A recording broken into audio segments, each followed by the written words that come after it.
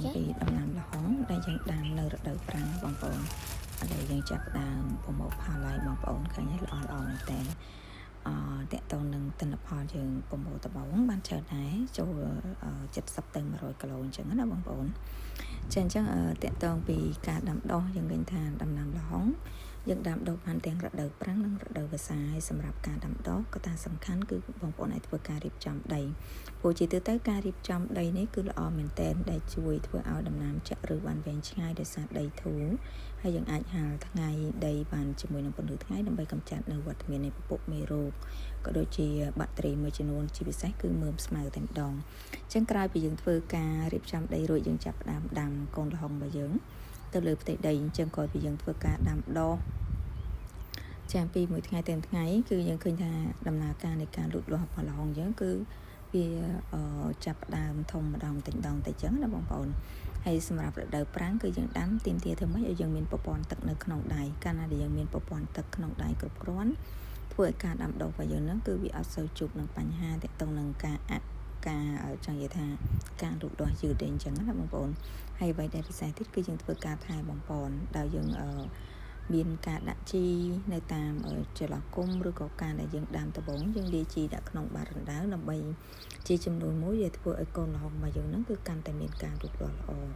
ហើយការដាក់ជីគឺយើងអាចធ្វើការបន្ថែមមួយសប្តាហ៍2សប្តាហ៍ម្ដងទៅមួយសប្តាហ៍ទៅ2សប្តាហ៍យើងធ្វើការបន្ថែមម្ដងតែការបន្ថែមយើងអត់ថែមច្រើនទេដូចកូនល្ហុងទូចៗជិះយើងប្រើតែមួយកូនសុភាខ្វេហើយចំពោះការប្រើប្រាស់ជីគឺយើងគិតទៅចានចុងសម្យានៃស្លឹកល្ហុងយើងអត់ដាក់នឹងគល់ទេទោះបីជាវាតូចឬក៏វាធំបើសិនជាវាទូចទៅម្ដងដំបូងយើងគិតថាមួយទឹកតែមួយទឹកកន្លះអញ្ចឹងទៅប៉ុន្តែដល់ពេលល្ហុងយើងដាំបាន2សប្តាហ៍3សប្តាហ៍ការដាក់ជីយើងគិតតាមចុងសម្យាវិញអញ្ចឹងណាបងប្អូនអញ្ចឹងមកទល់ឥឡូវនេះគឺយើងដាំបាន15ថ្ងៃ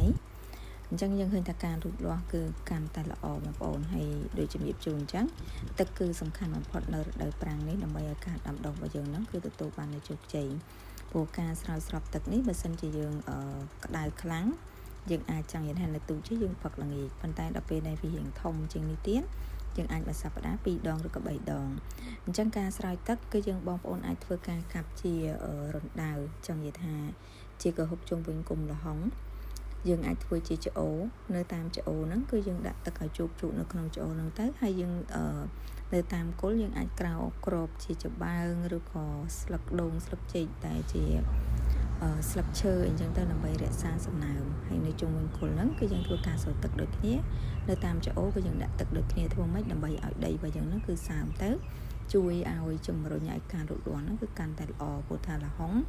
កាលណាដែលយើងទឹកឲ្យគ្រប់គ្រាន់យើងឃើញដើមមកវារាវឬក៏ក្រិនអីចឹងណាបងប្អូនប៉ុន្តែល្ហុងនេះគឺអត់ទេគឺយើងធ្វើការស្រោចទឹកយើងគ្របគល់និយាយរួមគឺថែទាំជាប្រចាំហ្មងបើយើងដាំដុះចង់ទទួលបានទិន្នផលគឺយើងធ្វើការថែទាំជាប្រចាំយើងអាចធ្វើការស្រោចទឹកយើងអាចធ្វើការគ្របច្បើយើងអាចធ្វើការដាក់ជីយើងមើលថែទាំតាំងពីពពួកសត្វល្អិតដែលវាចង់បំផ្លាញទៅលើដំណាំរបស់យើងអញ្ចឹងណាអញ្ចឹងចំពោះការដែលយើងធ្វើការថែទាំនេះគឺយើងអាចនឹងទទួលបានផលបងប្អូនហើយផលបានតិចឬច្រើនគឺអាស្រ័យទៅលើយើងអ្នកដាំដុះដែរដូចគ្នាព្រោះទាមទារការថែទាំខ្លាំងចំពោះដំណាំដែលយើងដាំគ្រប់ដំណាំទាំងអស់ចុះបងប្អូននេះបន្តឥឡូវនេះចូលបាន1ខែកន្លះបងប្អូនអញ្ចឹងក្នុងកំឡុងពេលនេះគឺចាប់ផ្ដើមល្អកាន់តែល្អបងប្អូនអញ្ចឹងពីមួយថ្ងៃទៅមួយថ្ងៃដូចជំរាបជូនអញ្ចឹងគឺយើងអ្នកដាំនឹងសប្បាយចិត្តដោយសារពេលដែលយើងដាំហើយយើងថែទាំប្រចាំថ្ងៃយើងឃើញការលូតលាស់វាកាន់តែល្អយើងធ្វើឲ្យយើងនឹងមានកម្លាំងចិត្តកាន់តែខ្លាំងអញ្ចឹងណាបងប្អូនអញ្ចឹងរហូតដល់វា1ខែកន្លះទៅដល់2ខែគឺយើងឃើញថាចាប់ផ្ដើមបញ្ចិតប៉ុន្តែយើងក៏ត្រូវការច្រើនដែរតាក់ទងនឹងការថែទាំជាពិសេសគឺទឹកតែម្ដងនៅរដូវប្រាំងបងប្អូនព្រោះថាបើកាលណាខ្វះទឹកឬក៏យើងស្រោចស្ទើរវាធ្វើឲ្យកូនល្ហុងរបស់យើងនឹងវាទូចវាក្រិនអញ្ចឹងណា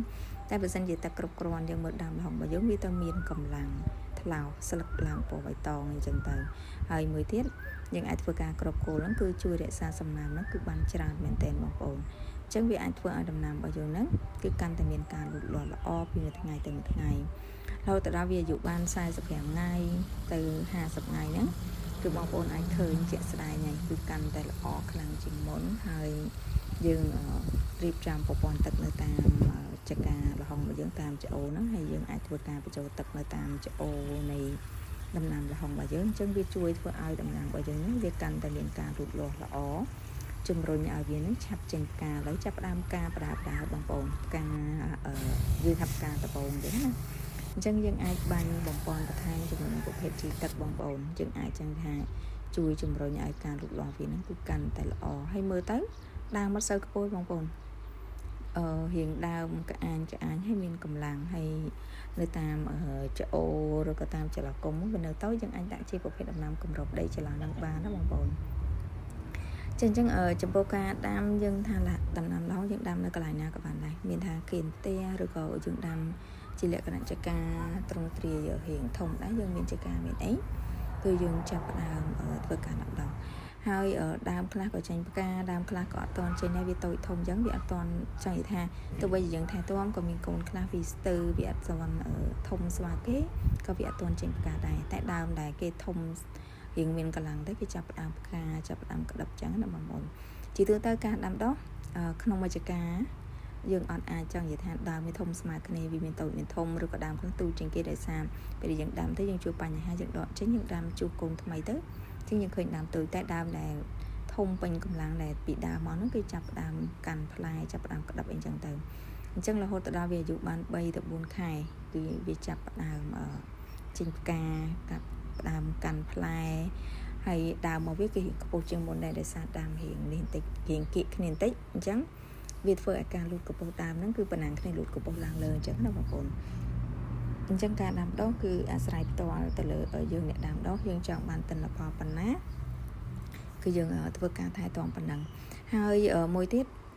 ពេលដែលយើងឃើញក្តឹបនេះមានដើមខ្លះវាចេញផ្កាមកវារបៀបចេញកោមដូចផ្កាឈ្មោលប៉ុន្តែក៏វាមានផ្លែដែរដោយសារវាគ្រាន់តែចេញតងមកជាផ្កាស្តៀងនឹងផ្កាឈ្មោលប៉ុន្តែវាចេញមកវាចេញជាក្តឹបល្ហុងផ្កាល្ហុងតែម្ដងអញ្ចឹងណាបងប្អូនបើសិនជាល្ហុងឈ្មោលហ្មងគឺវាចេញមកគឺផ្កាសុទ្ធតែម្ដងអត់មានក្តឹបនៅក្នុងហ្នឹងទេអញ្ចឹងគឺយើងធ្វើការថែទាំងាយដែរបងប្អូនគឺយើងចង់និយាយថាមានទយោមានអីគាត់ខ្វែងអញ្ចឹងណាដើម្បីរក្សាសំណើមដើម្បីជួយឲ្យដំណាំរបស់យើងគឺកាន់តែមានការលូតលាស់ល្អការកាន់ផ្លែនឹងបានច្រើនអញ្ចឹងរហូតដល់វាអាយុ3ខែឬក៏4ខែហ្នឹងគឺចាប់ផ្ដើមផ្ដល់ផលឲ្យបងប្អូនអាចដាំលឿនជាងនេះបានអាស្រ័យទៅលើការថែទាំវាអាចចេញក្នុងកំឡុងពេល3ខែជាងអីក៏វាចាប់ផ្ដើមផ្កាផ្លែដែរអញ្ចឹងណាប៉ុន្តែបើសិនជាយើងស្ទើរទឹកស្ទើរអីដែរអញ្ចឹងអត់សូវចេញផ្លែលឿនទេហើយមកទល់ពេលនេះគឺល្ហុងរបស់យើងហ្នឹងចូលរហូតដល់4ខែកន្លះអញ្ចឹងចាប់ផ្ដើមផ្លែបងប្អូននេះផ្លែវាអាចចង់និយាយថាច្រើនដែរធំដែរហើយយើងក៏សប្បាយចិត្តដែរយើងជាអ្នកដាំពេលដែលយើងមានការថែទាំល្អហើយមកដល់កំឡុងពេលនេះយើងឃើញថាវាចាប់ផ្ដើមផ្លែចឹងយើងសង្ឃឹមថាដល់ពេលដែលយើងឃើញពីស្នាដៃរបស់យើងចឹងណាបងប្អូនចឹងការថែទាំនេះគឺជារឿងដ៏សំខាន់ចា៎ហើយអ្វីដែលពិសេសគឺការផ្ដល់នូវសារធាតុចិញ្ចឹមព្រោះថាកាលណាដែលយើងមានផ្ដល់សារធាតុចិញ្ចឹមគ្រប់គ្រាន់ដាក់ចូលទៅតាមដើមមួយជាពិសេសគឺប្រភេទជីហ្នឹងហើយយើងផ្ដល់នៅទឹកបានគ្រប់គ្រាន់អញ្ចឹងធ្វើឲ្យឡងរបស់យើងគឺផ្លែមកស្មើស្អាតឃើញទេបងប្អូនគឺម្ដងផ្លែឡើងណែនតែម្ដងចាហើយក៏យើងអាចចង់និយាយថាមកដល់ពេលនេះគឺគៀកនឹងការប្រមូលផលដែរព្រោះថាផ្លែច្រើនតាមដើមមួយគឺឡើងជ្រេចតាមតែម្ដងអញ្ចឹងគឺយើងអាចធ្វើការដាំដុះហើយយើងអាចធ្វើការថែទាំជាពិសេសទៅការដាំដុះរបស់យើងនឹងហុចផលមកវិញនៅចុងគ្រានៃអាយុកាលរបស់យើងចាប់ផ្ដើមផ្ដល់ផលនៃផ្លែរបស់វាអញ្ចឹងណាបងប្អូនគឺមើលទៅឡើងសប្បាយចិត្តតែម្ដងធ្វើពេញដើមហើយមួយដើមគឺយើងបេះម្ដងយ៉ាងតិចណាក៏មកថង5-6គីឡូដែរអញ្ចឹងណាប៉ុន្តែបើសិនជាករណីដើមនៃផ្លែច្រើនវាអាចរហូតទៅដល់10គីឡូអញ្ចឹងទៅហើយផ្លែដែលយើងបេះហើយក៏នៅមានបន្តផ្លែផ្កាទៅលើទៀតបងប្អូនឃើញឡើងជ្រេចដើមតែម្ដងអញ្ចឹងគ្រប់ដើមគឺយើងធ្វើការបេះគឺយើងបេះតែផ្លែធំហើយយើងមានម៉ូយអញ្ចឹងណាបងប្អូនកាលណាដែលគេមកយកគឺយើងចាប់ផ្ដើមធ្វើការបេះចាប់ផ្លែល្ហុងហ្នឹងគឺសម្រាប់គ្រប់គ្រងទៅមកលើទីផ្សារតែម្ដងហើយការបេះគឺយើងបេះពីខាងក្រោមទៅព្រោះយើងបេះមានម៉ូយប្រចាំអញ្ចឹងគឺយើង